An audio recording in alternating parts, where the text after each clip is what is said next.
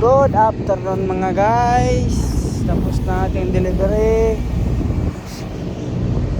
Tapos na tayo mag pre-trip. Tapos na tayo mag out. Tanong-tanong lang tayo kung saan ang delivery natin. Kung anong gagawin natin. Pasok muna tayo. Yun oh. Tapos na tayong mag-deliver. Konti lang yung delivery. 6 stops lang. Parang tinapos ko lang yung delivery kahapon na hindi nila natapos. Dun sa Eastern Shore 6 na stops. Pero marami na sa mga 200 plus yata. Yan.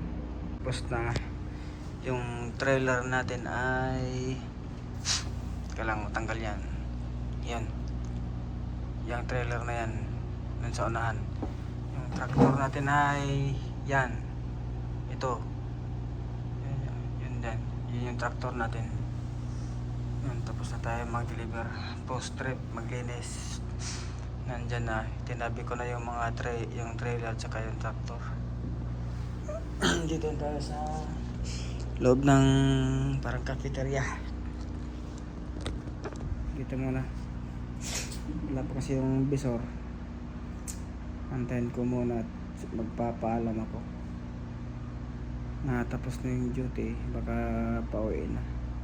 Wala namang ibang gagawin. Depende na lang kung papatulungin ako sa ibang driver, ihatid.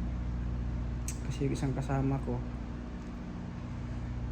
parang hinatid yata, pinatulong sa mga kasama kong driver. Yun, parang dalawa lang kami natapos. Yan, tapos na rin yan. Yung Syrian